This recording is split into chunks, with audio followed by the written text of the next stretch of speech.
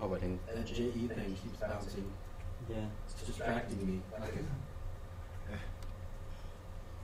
What is that? Oh, okay. Sure.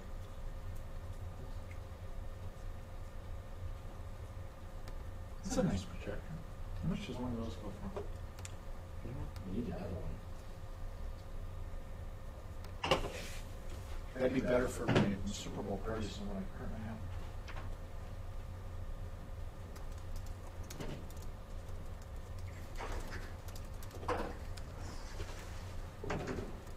Well, we maybe low on numbers, but we're doing a great job on pizza.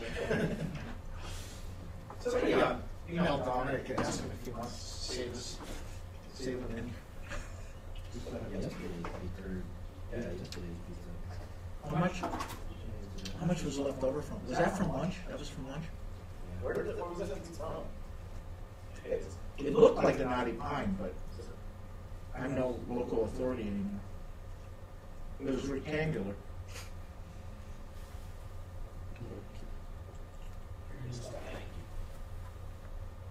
I'm sure you did that in mind. What's that? That's no problem. Yeah, that was it.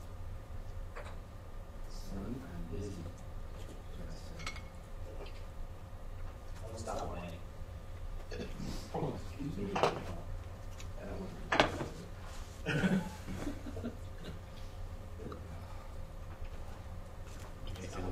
So let's send the Johnson's baby shampoo. Right, cheese with that wine. Can I say that?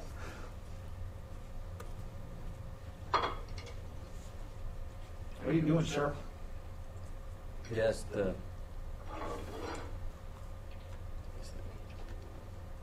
okay, moving this thing here. So we'll use it, hopefully. And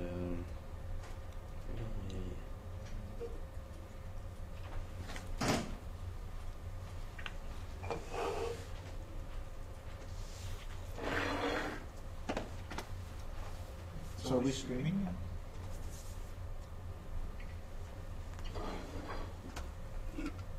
can you see something? I don't know, I have to check it. I'm about to. Live video streams.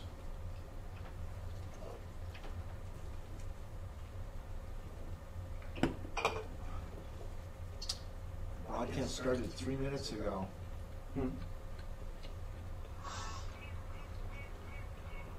Now you have the ads.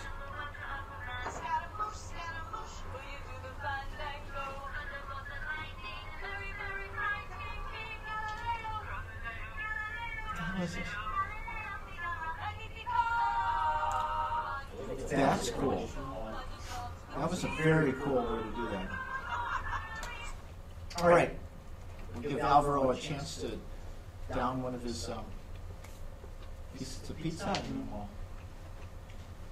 we will commence. You need to use the bathroom before you go? Are you okay? Yeah, probably you. Alright, just check in. Okay.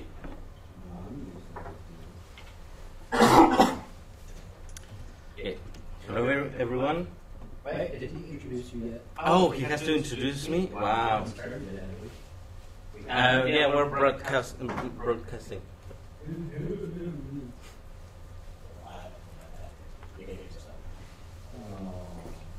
That will be in YouTube soon. America's on. Say hi to America.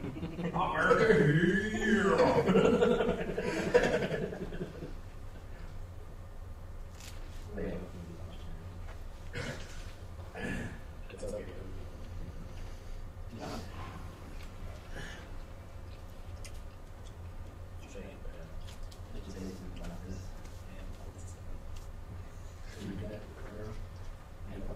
Hmm?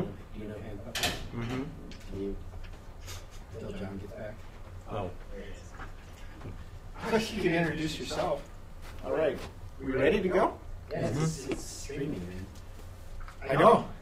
I didn't know that, and then I came back and I made some really rude comments about a certain segment of the population. Now I'm going to be getting phone calls, and I might get, I mean, it's just going to be horrible. Oh, don't worry. I'm not going to call you during during the TWED. All right, well, I guess let's get underway. Thank you very much for joining us this evening for tonight's TWED Talk. Tonight's talk is by our PhD student, Alvaro, who's going to talk about LODSpeakr, which is a framework he's been working on that makes linked data publishing a lot more agile, and the construction of linked database applications a lot more agile. And so without any further ado, Thank you.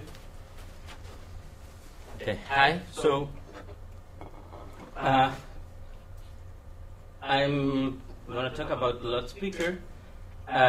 This is a little bit what I want to talk. A very short introduction about what is linked data, why LODSpeakr, and why this thing. I mean, why I created this thing, how to install in it, and I will show you different bits of how to build an application. And with that, I will do a walkthrough all the features, or most of the features of LODSpeakr. And of course, I will discuss some future work and some conclusions. If you have any doubt, please interrupt me. If you have any question, just raise your hand or just speak up. So, probably all of you should know by this time what is linked data. And probably you all guys should know this picture, right? That is the linked data cloud. Linked data is a set of best practices of how to use semantic data or semantic web technologies. It can be reduced to three simple rules. One, to use HTTP URIs to identify things. When somebody asks for that URI, provide information. In general, a good approach to this is if a human asks me, or say a browser asks me information, let's retrieve HTML. If an agent is asking, another kind of agent is asking me for information, let's provide RDF, right? And of course, link to in your data, provide links to other URIs, so the agent can start navigating this web of data, right? So this is great. This is a great way of sharing data and sharing information. But the problem is that in general, when you play with this kind of things, in my experience, you are in front of several tasks. Sometimes you need to explore data. Sometimes you don't own the data. You didn't create the data. So they say, somebody come and say, okay, can you help me with this? Here's my RDF, and you have no idea what kind of structure does it have, or what kind of vocabularies it uses, etc. A second common task is, okay, I just need to publish this data, and I want to publish this linked data in the better way possible, but I don't want to do a lot of effort with that, right? And a third is, okay, I want to do something a little smarter. I want to create an application based on my data and other people's data, right? So, in general, what we have is a situation where we have lots of high-quality data.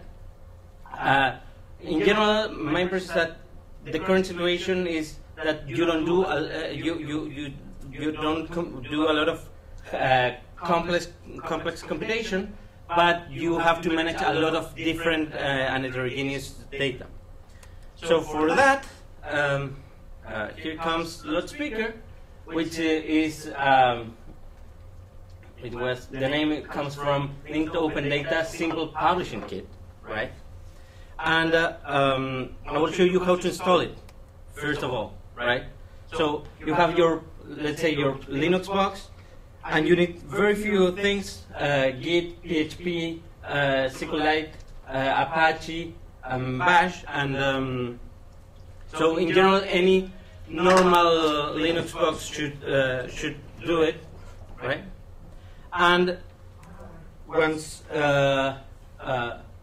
are on once you have installed all those requirements that probably you already have in your laptop or in your server, you just go and say, I don't know, I want to create my app in certain directory, and you just run that that command, which is available in the site of LODSpeakr, so it's easy to copy and paste, right?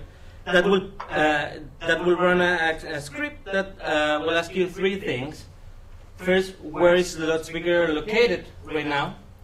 For example, in this case, it's localhost/myapp. What's the default namespace? In this example, I want to use tetherless world data, so this will be the namespace of most of my data. And finally, where I have my endpoint, right? Finally, I just I need to give write permissions to the Apache server. So LODSpeakr gives you several suggestions on how to do that. This is probably the most common, but it depends on the configuration of your server. But that's it. You don't need to do anything else. So now you start doing some interesting things, right? As I said, one common feature, or one common task when you have some data is to explore it. So by default, LODSpeakr provides you certain services and certain mechanisms to find what name graph do I have, what classes are available. If I click on a class, what instances are available or exist in that class.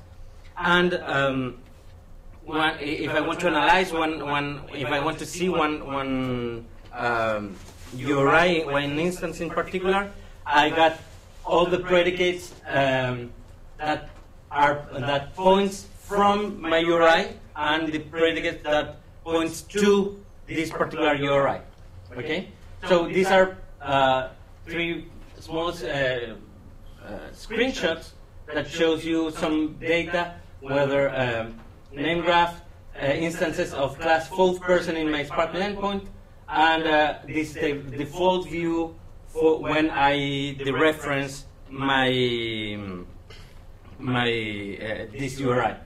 Now, by default, LODSpeakr provides you publishes your data in several formats, right? So it gives you HTML plus RDFA, RDFXML, etc., etc. So how does this work? Probably all of you should know, but just in case, when you request a resource to LODSpeakr, the agent must provide an accept header, an HTTP accept header that contains what type of information it will accept. So, for example, if we only accept application / if we accept RDFXML, that's the MIME type for RDFXML. So, what the server does is that usually LODSpeakr considers all the URIs as non-information resources. That means that you cannot provide, you cannot transmit that resource through HTTP. So what it does, it returns an HTTP status 303 that says, okay, look, go to this other URI, and you will find relevant information. In this case, LODSpeakr does a very traditional reuse of the URI, so it depends at .rdf in this case because we're requesting RDF. What the client does automatically, your browser does automatically, it requests again, but now with the new URI, right? And the server provides information in RDF XML form, right? This happens for for all the formats previously mentioned, HTML, RDF, XML, Turtle, etc. So in this way, we allow people to publish their data in a very, very simple manner. As you see, you only run a script, answer 3 questions, and you're done. Well, and you give some right permissions, and that's all you need, and that should give you you can obtain you can publish your URIs using the standard way of publishing it, right? So now I will give a more detailed description of the features you can start using after you have done all that, right? All the previous talk usually takes, I don't know, 2 minutes, something like that. It's really simple. So after that, if you want to start building an app, I will show you how we have built several different apps. And for that, I will use an example. I will use data from this lab, right? Now, this lab has information about different entities, about people, about meetings, publications, etc., right? So, if I want to start it in my laptop, the first thing you will realize is that I have a problem. If I click on tw.rpi.edu/something, I will be directed to the servers of this lab, right? But I want my server to answer. I want to use the data in my server. So what LODSpeakr provides is what we call URI mirroring, that basically rewrites a part of the namespace from the original source to your local source, right? That you defined previously in your at the installation stage. So basically, if I go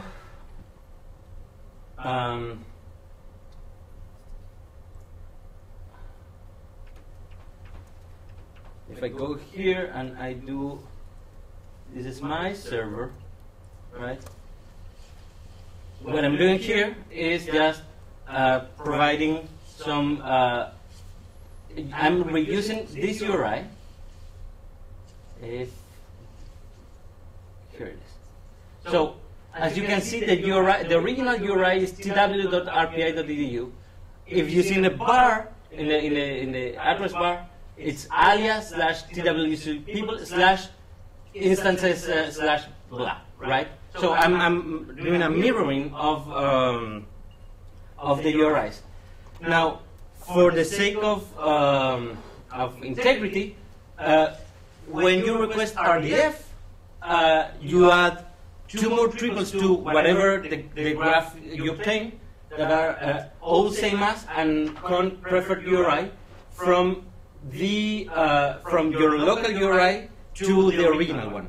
So it is in that way you're not claiming to yourself the data. You're saying this is other people's data. I'm just creating a new URI to map this, right? So URI mirroring is really useful because probably 99% of the time you won't own the namespace, or you don't want to reuse that namespace for your application. Now, what happens when internally when you request a URI to LODSpeakr? LODSpeakr has a modular design, which is really useful to create a lot of things. But for now, we have only 4 modules. The static one. First I have to say, the execution order provides you a way to define which one should be executed first. If each module has a matching function, if that model matches the URI requirement, then the execution stops in that model. So you won't execute more, right? So the first one is a static model that just looks if there is a file, if the requested URI matches a file in the file system, right? The URI model and the type model are similar. The URI model looks if there is a component for that URI, and I will explain later what is a component. The type model matches if there is a component for the type of that particular URI. So, for example, if I'm looking for a URI about Patrick, and Patrick is RDF type person, and I have a component for RDF for fourth person, then it will match that.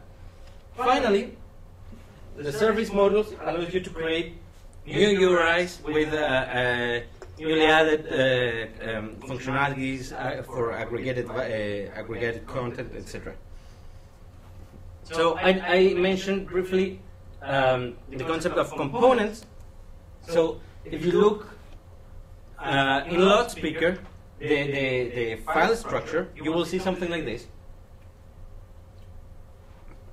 You have multiple components, and they are divided by services, types, and URIs. Right? The static directory it's somewhere here, right? Because it's completely independent.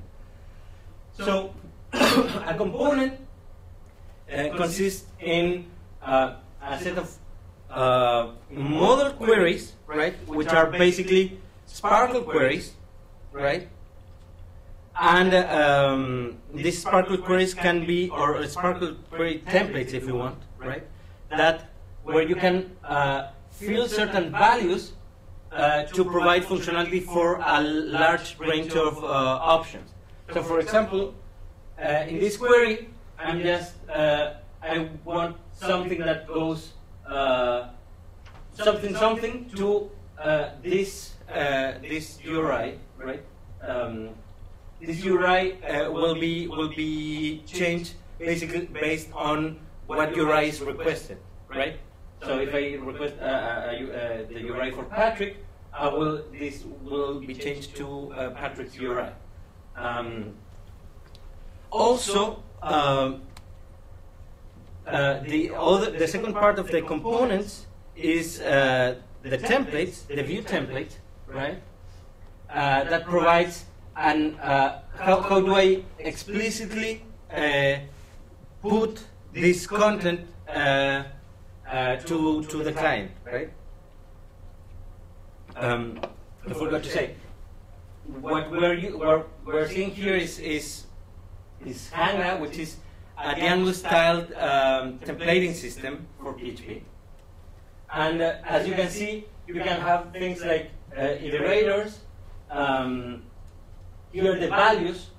For example, when I retrieve a value from a certain query that contains a certain variable, I can use this is the query, the name of the query, and this is the name of the variable.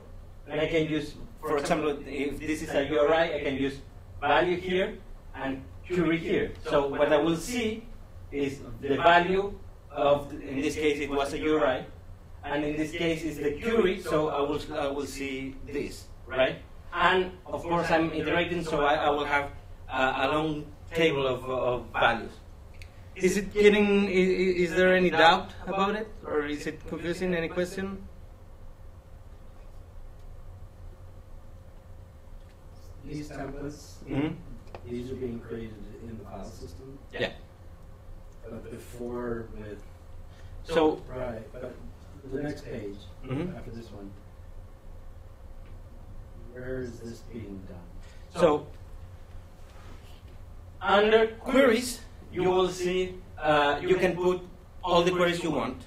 A LODSpeakr will execute them, right?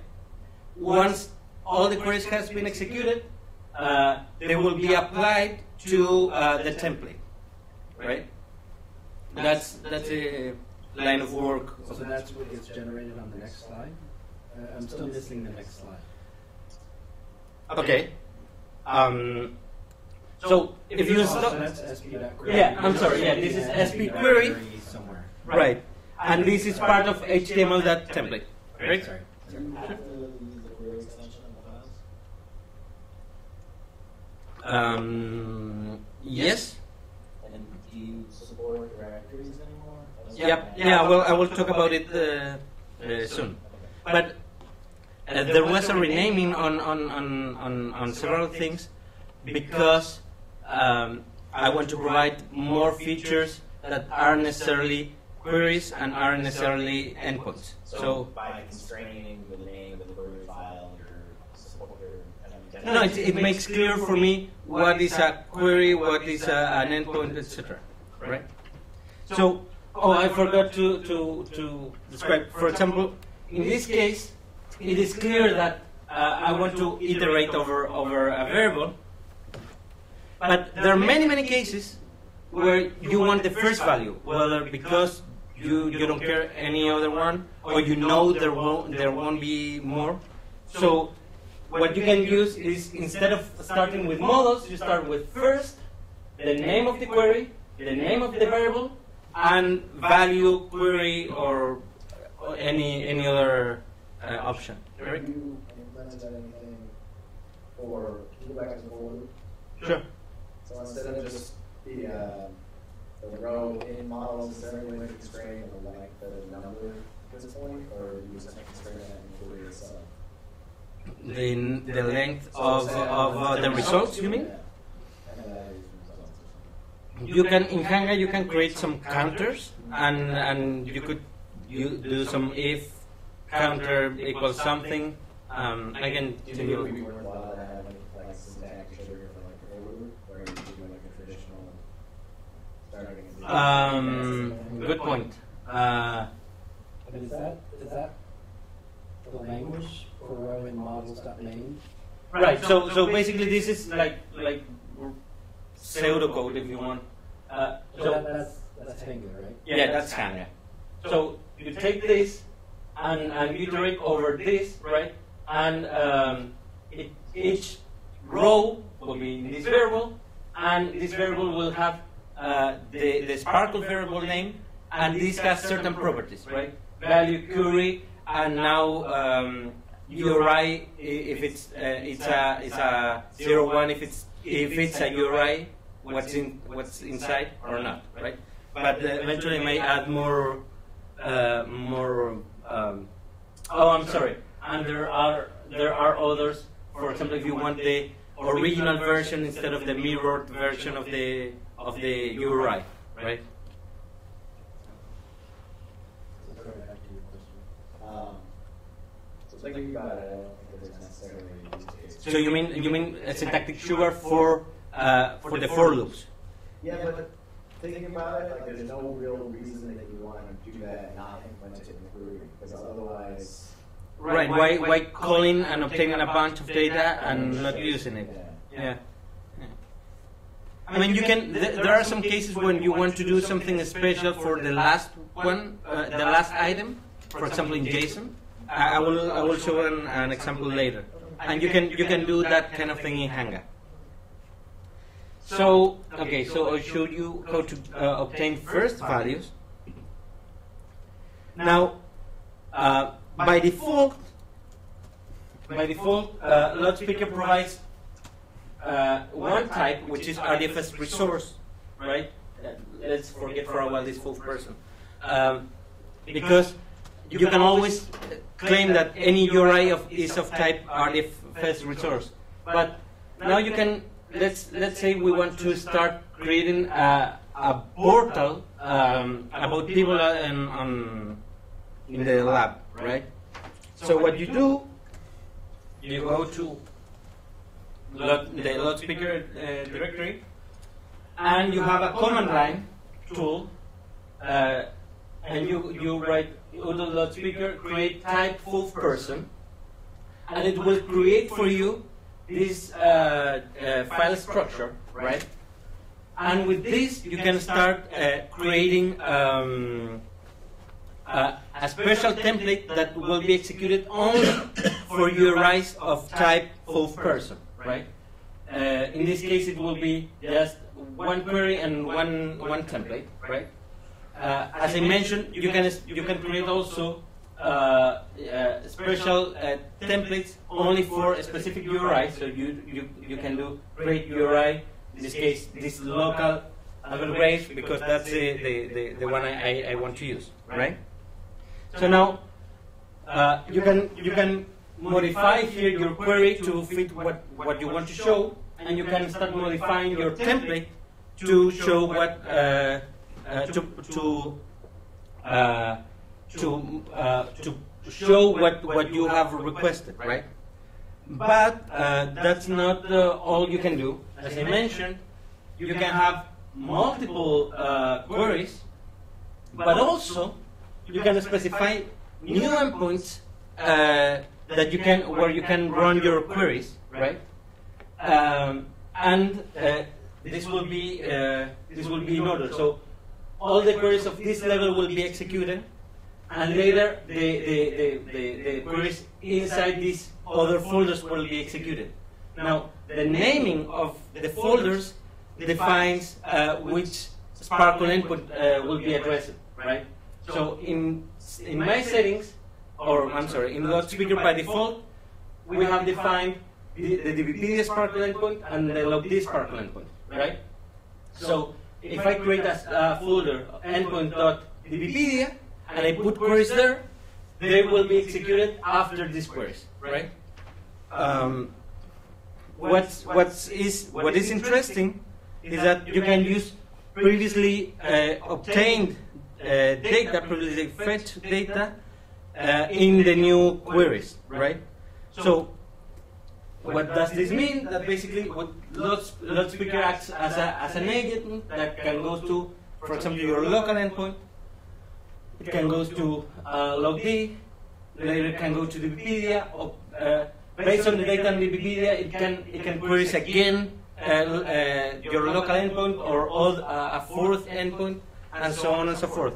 So you can start creating a whole workflow of execution that retrieves data based on previously retrieved data, right? So as an example, I included in the data, in our lab data, a triple of where you were born, right?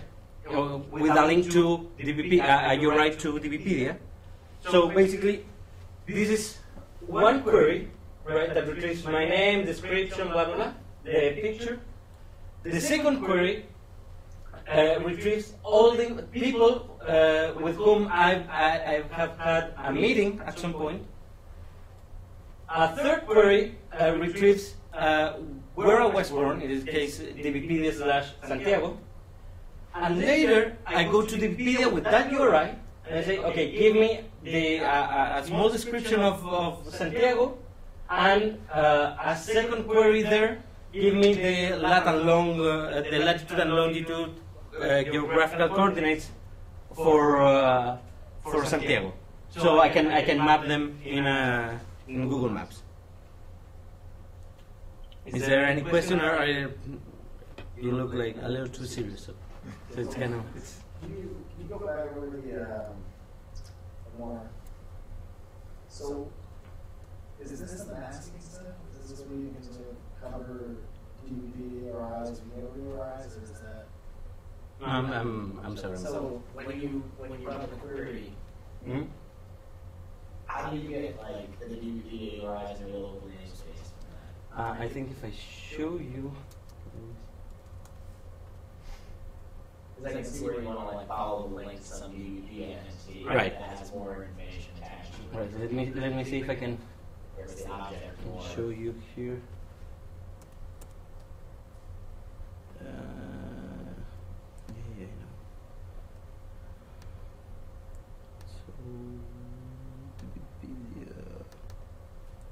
So here, can you move this thing? Yeah. So what I have here, as I show you, or maybe I should go first here. So this is one of the queries that are at this level, right? At the queries directory level.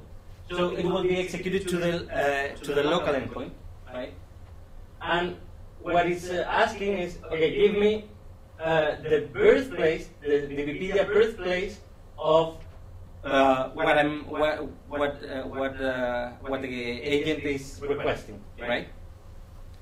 So I take that, and later, if you see, I will use the first value that obtained in the birthplace query, this one, right? I will use the value bplace, which was this one, and I will get the value. I won't get the. I don't want the query. I want the whole. So my question is, say I wanted to list your birthplace, and I want to be able to click through that to find out what other Latin members also have that birthplace. How do I get that DVD or in my namespace? Oh, you want to do? Okay, you want to translate the Wikipedia into. Yeah, that's a very good question, because I have struggled a lot with if you want to mirror just one or multiple namespaces, right? Remember, currently we're mirroring TW, right? So far, I decided that for simplicity, right now I'm mirroring just one, right?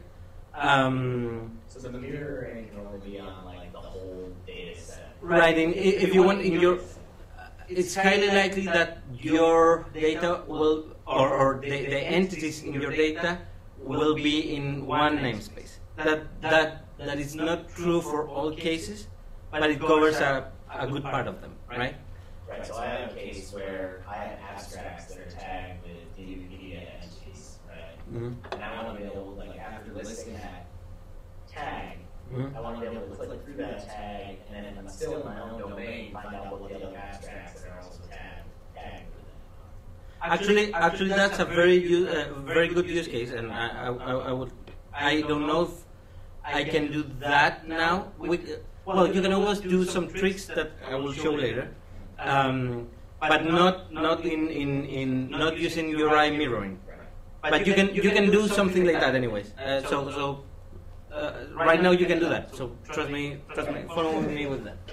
But so basically, just to end up this idea, I'm going to Wikipedia/Sparkle. I fill with this value. I fill the query with this value, which is Wikipedia/Santiago in my case, and I obtain some data, and I use that on my template, right? So this is the result, right?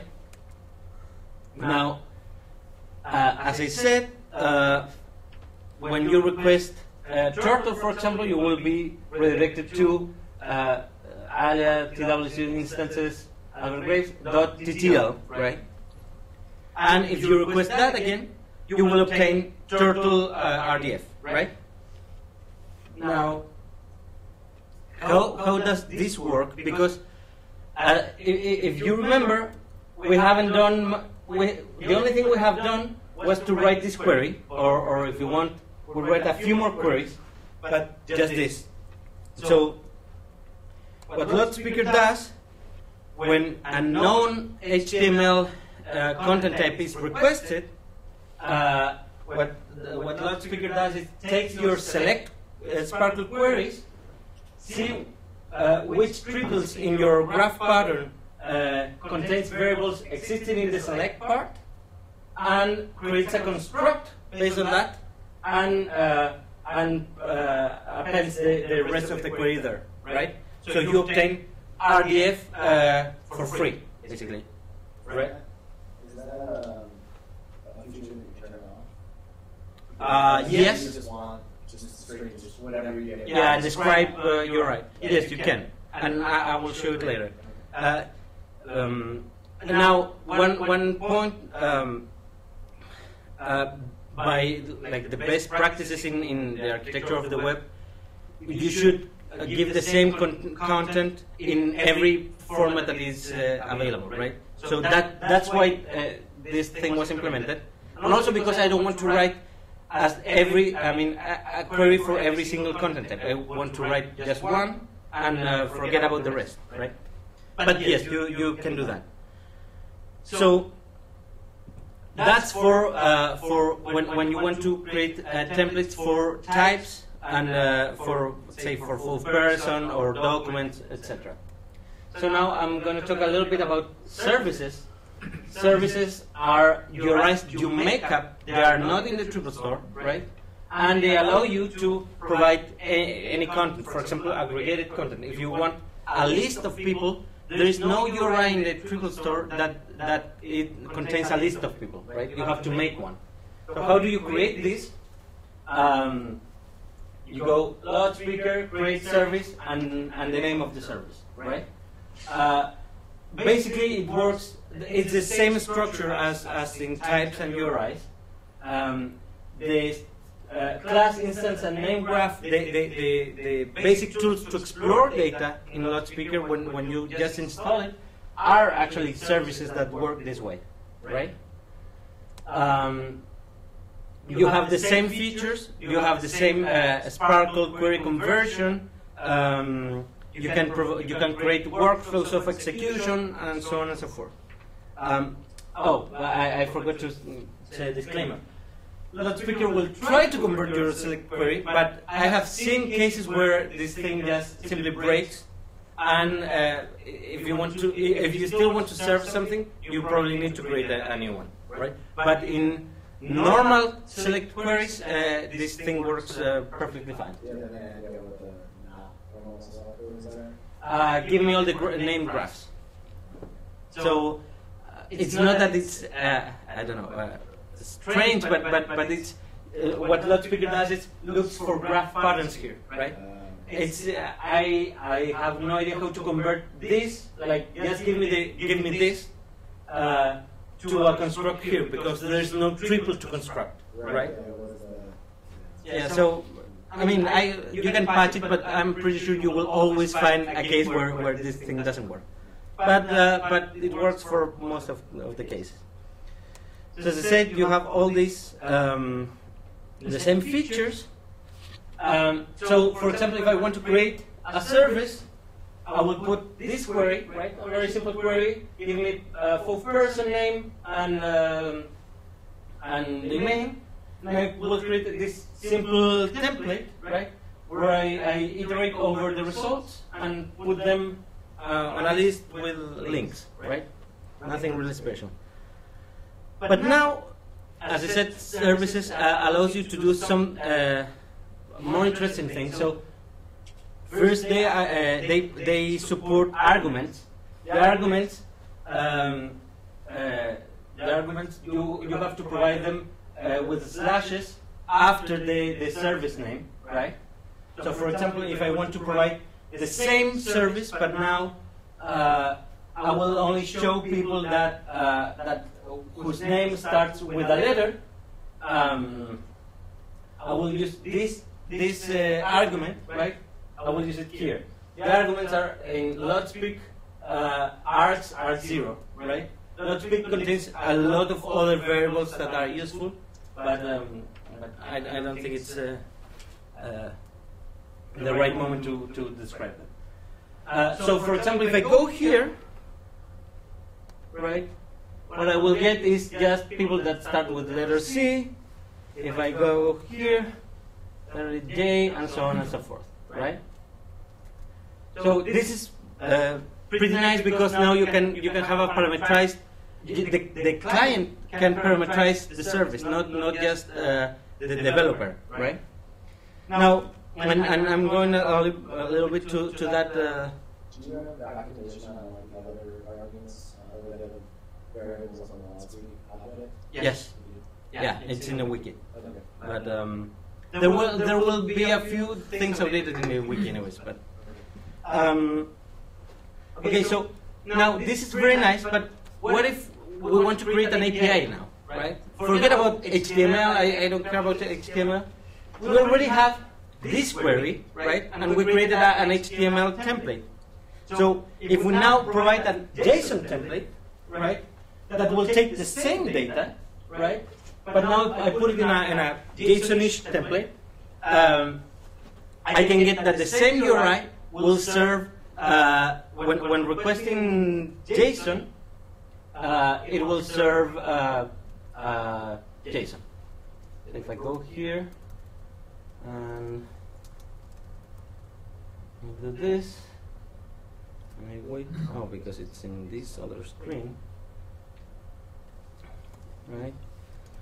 And I use my shortcut for JSON. I don't know if you can see it.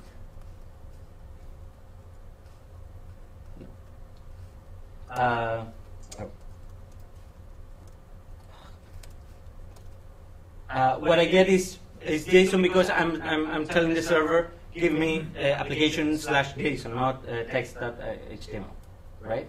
And the only thing I have to do in this case was to add a very, very simple template. I didn't have to do any more work because I'm reusing the query, because I'm reusing the existing query, but I am applying it to this new template, right? So, Alvaro, could you go back to the example that you just gave of the tab? Here?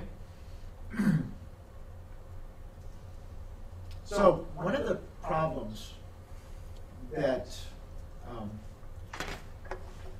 people are having in URI design is, and they've seen this over in the UK, and we can imagine it over here. Well, we can see it in data.gov. Is they've got these sensible URI designs, okay, and they fool people into thinking that there's some algorithm behind them. You know, that I can sort of hack the URI and find it, but they can't because it's not really implemented that way. Okay. Okay, but can you describe how you might actually? It seems like you could do that with this. It seems like this lends itself to if you've got a particular URI design where there's this kind of a structure and you wanted to trim it or right. Oh yeah. So for example, let's imagine we want to provide a logd. Logd has for those who are not familiar with logd URI structure, is logd /source / the identifier of the source / dataset / identifier of the dataset / version / the identifier of the version, plus other things, right? So you can imagine, like, if I go to logd /source, which is a URI that doesn't exist in the triple store, you can create a service called source that will list you all the sources, right? And that's pretty elegant because you know that if you add a data-gov, then you can create a service that lists all the services, right? I will go back here. Since this is the execution order that can be changed, this is you can parameterize it. But if you want to provide eventually a service with the same URI of an existing URI in your triple store, you just need to switch this, right, or put this here probably. So you will serve the service and not the URI, just in case, right? But you can play with that, and you can play with services in that way. Okay, let me go. I was here in the JSON part. Now, this I haven't finished this part, but HANA provides what's called filters that are very, very useful because you pass some content to a filter and it provides you some functionality. The typical case is if you want to encode a URL or you want to capitalize a word.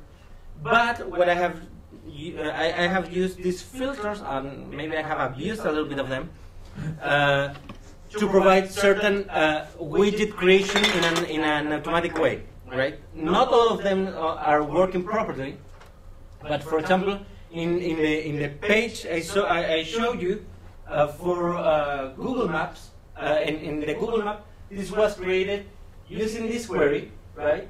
The query, select that long name, then I take this query, I do a bar, Google Maps, and some parameters. In this case, this is the lat, this is the long, this is the name, right?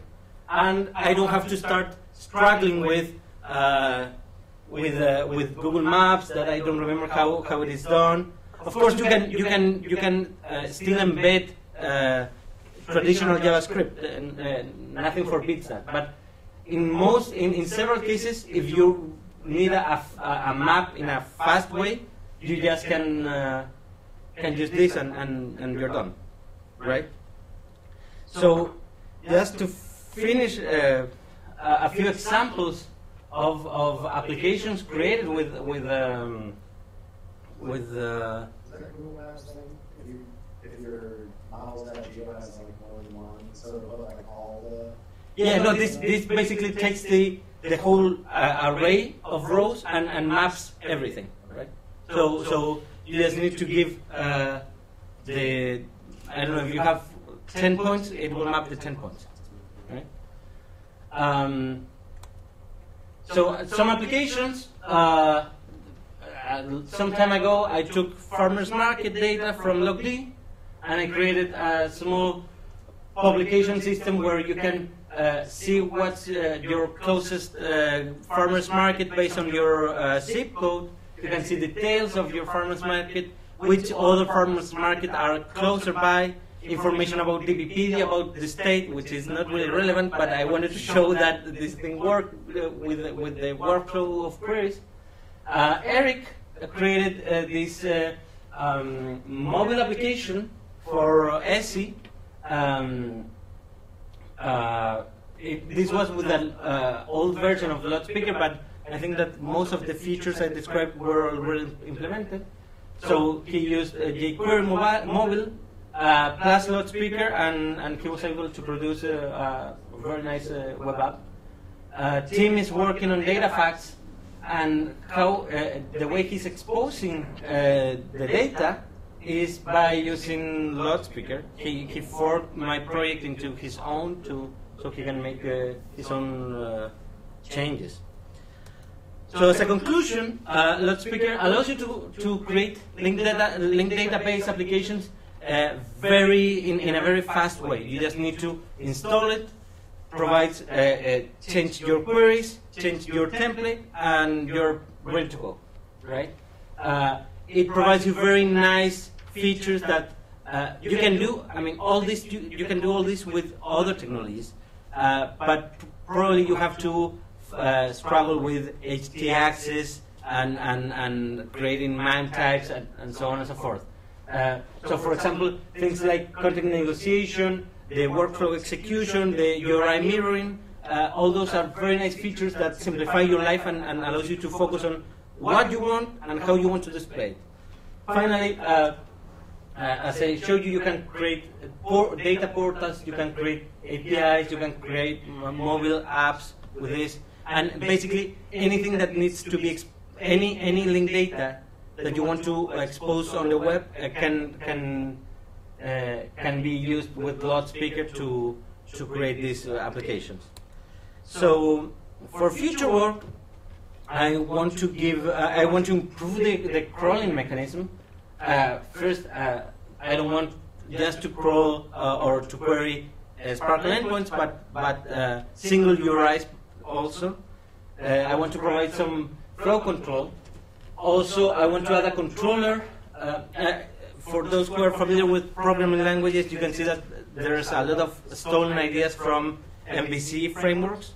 So I want to add a controller here, so you can do something smarter with the data. Right now, what you can do is just you get a URI, query some endpoints, and retrieve that data, right? And even the workflow for querying is not incomplete. You just go and query everything, right? improve the documentation, certainly, and I'm more than happy if you have comments, suggestions, especially bug reports and feature requests. I'm more than happy if you have like real interesting use cases to improve LODSpeakr. Finally, I want to thank the two guinea pigs, Eric Rosell and Tim Lebo, because they have given me very good feedback. Which one is Tim and which one? That's an open question. I think the one on the right had a little bit puffier hair. So Yeah, maybe it's, yeah. And finally, if you want to know more about LODSpeakr, you can go to LODSpeakr.org, the GitHub repository, and you can contact me by mail or on Twitter. And that's it. So if you have any question, I'm more than glad to answer. Thank you. Do you have lots of examples up there on In LODSpeakr.org? LODSpeakr.org? Pretty much what I showed, LODSpeakr, data facts, the farmers market, Eric's. I used this for public safety. I was exposing the URIs in a really bad manner, so I installed it. However, the Sparkle input is quite slow. But when it works, you can see something like this, and you can see other events that occurred in the area, or closer by a temporal dimension, right? What I meant was actual code. Can we, for example, can we look at this code for this public safety? No, because I don't have it available. But yeah, that's a good point. I can make available code. In any ways, I think that'd be huge. Yeah, absolutely. You're right. Well, I have in mind to write a tutorial on YouTube, and I mean a video tutorial, but usually you make mistakes and you start and you have to start over again. But yeah, that's my plan. This was the very first version. With some information about the Beatles, and there's another example which you don't have up here. Which one? And that's the RPI Research Center demo. Well, yeah, actually, that's a very good example, because we used that for the JSON API to feed the. You're right. I forgot about that. Right? Go over it and show us. So that was actually you jumped right on that in a very early stage of LODSpeakr. Yeah. So this is done with the LODSpeakr. This graph, well, everything here it's linked data. So you have information here, but not quite. I don't remember. You have some weird information that doesn't show, of course, because I didn't. Well, trust me, there was information. Do you remember some people? Jim Handler has some. And I'm not sure. Well, doesn't matter. Yeah. So do it by facilities, maybe. No, I think something broke. This is a different cut into it than.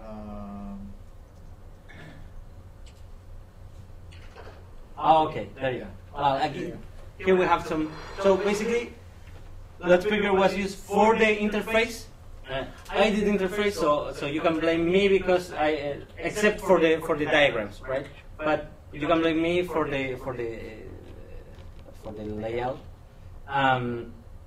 But it was used for displaying like this list, and also for if you go here, for this very nice graph that Jim McCusker did. The JSON API that provides the data in the right format was done in using LODSpeakr as well, right? So Jim needed.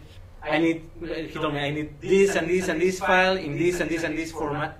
So it was pretty easy to do with LODSpeakr. Yeah, so I don't. If you remember, Yeah, it works. I wasn't at the D3 presentation, but everybody remembers the D3 presentation. It's D3 is all done in the context of taking in JSON files, Right. and so and all the examples that we had going into doing this showed us static JSON files. That's all we had. All the working examples for D3 were assuming static JSON files, and weren't very creative. And Alvaro figured out how he could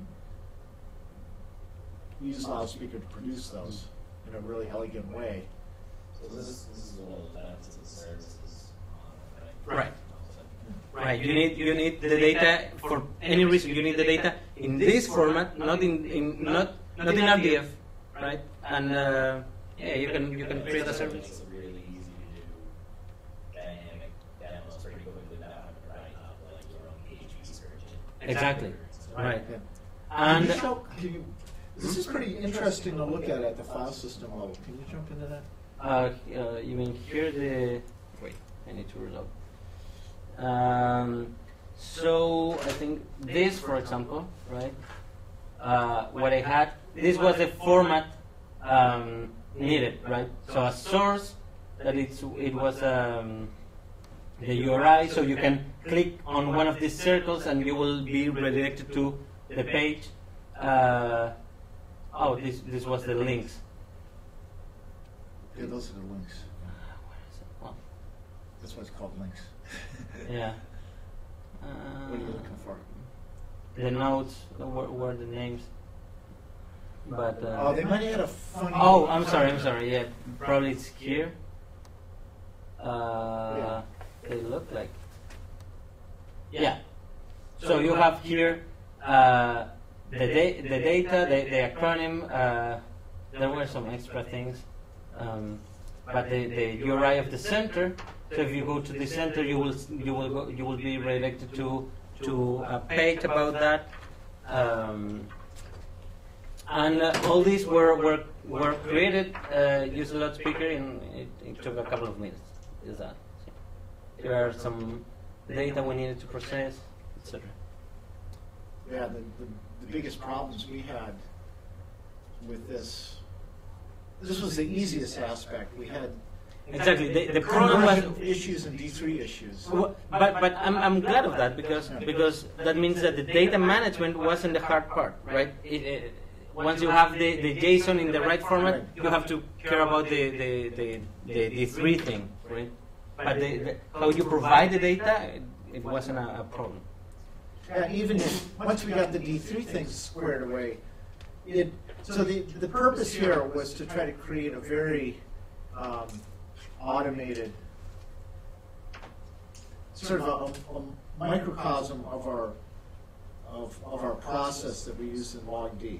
So we took the CSV data that was sort of dumped on us by Fran Berman's office. What we wanted to do was to create a conversion workflow, feed that into LODSpeakr, and then feed those results into the visualization based on D3 and have it as straightforward as possible. So essentially, our ideal was admin in Fran's office would modify Google spreadsheet with new data. We'd push a button, we'd convert it, and it would flow right through. And it sort of worked that way. Yeah. I mean, in theory it did. Yeah. Yes.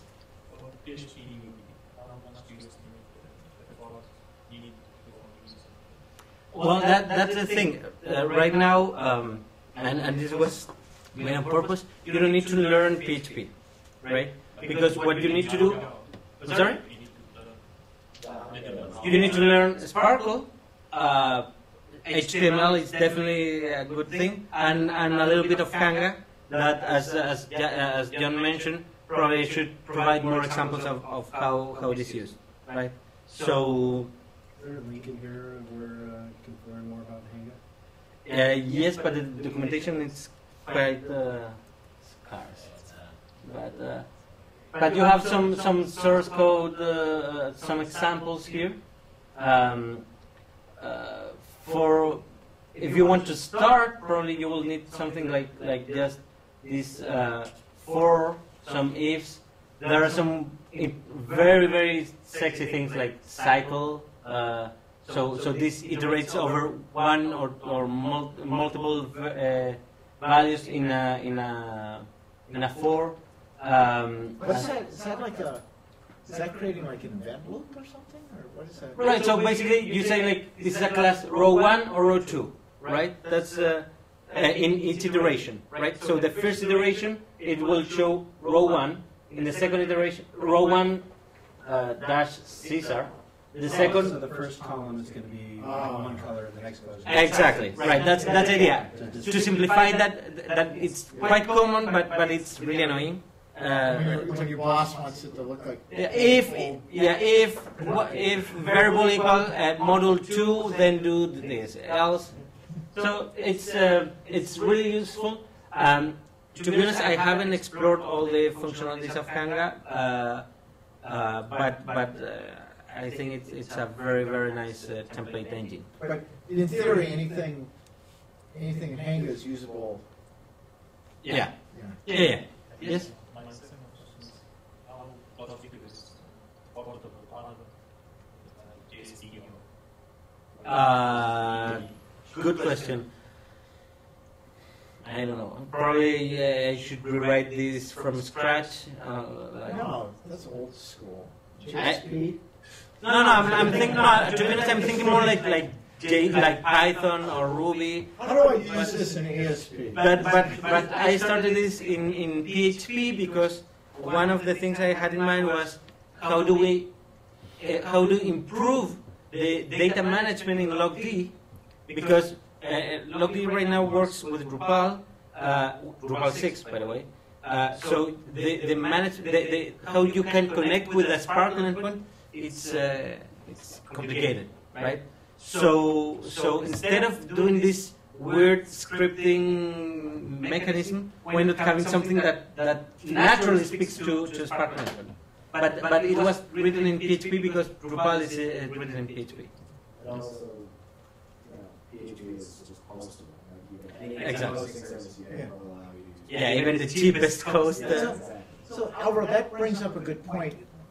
Your motivation, one of your motivations for this was in LogD, when we add a new data set, we have to currently we have to run a script which creates a page to sort of be the HTML presentation of the fact of that data set, which is really stupid. It should be the instant that that we've created this converted data set. It should all be available in HTML and all the different serializations of RDF. It should just be.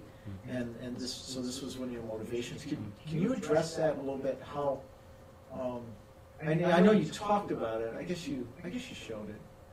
What?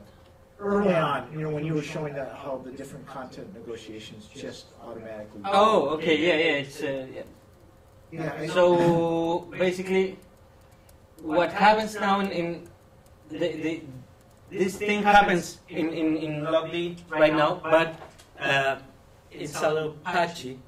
There are different scripts that run different depending on certain situations, blah blah blah, right?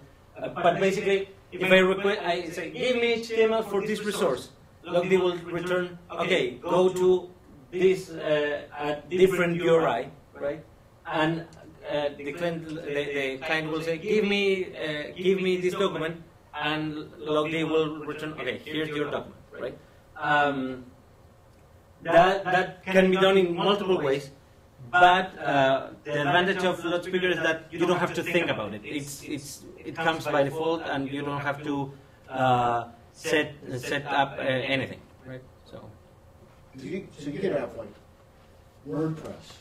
You could set up WordPress, Yeah. and you want to have linked data at the Right. complement your WordPress thing. You have this associated with it. Right. You- So I have worked trying to integrate Drupal and LODSpeakr, but I haven't made much progress because I have several projects at the same time. Also improving LODSpeakr, which is my priority more than trying to integrate it. In the worst case, you can always just copy LODSpeakr. So if your data is localhost/data, and your Drupal will serve everything else except localhost/data that will be served by LODSpeakr.